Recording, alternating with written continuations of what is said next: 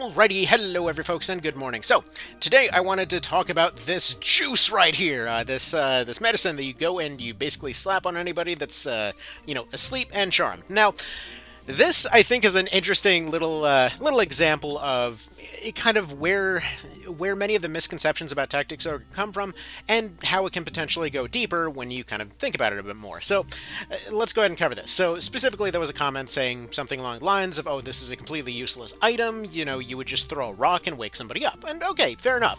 If you throw a rock at somebody, it'll get them out of their sleep. It'll get them out of their charm. But what if it's not your turn? Might be saying, well, yeah, stupid, if it's not your turn, then you don't get to use the item. Fair, but what if it is their turn, but not your turn? As in, what if they're already charmed? So you might have noticed in many videos I'll go and keep a Zolia Draught on somebody in just the kind of last slot. The particular slot doesn't matter, but it's just kind of there as a placeholder. Not as an actual placeholder item, but whenever there's any target that is a bit squishier, like let's say your beast units, and they have some kind of scary effect to them, like for example, if your dragon were to go back and throw their big breath moves and guarantees and stuff like that back your way, you would want that not to happen, right? So the AI is kind of selfish, namely that you might have noticed that if you ever charmed an enemy unit, in many cases they might choose to, let's say, take care of their own problems or heal themselves or whatever else before turning around and attacking their friends. Typically they will not be super inclined to go and turn on everybody even if they're charmed, so if they have the option to go help out their party instead, they still will do so, or if they have the option to help out themselves. So, specifically in the case of something like the Zolia Draught, this creates an interesting situation where, let's say, dragons are something that typically will have less overall armor than, let's say, a knight.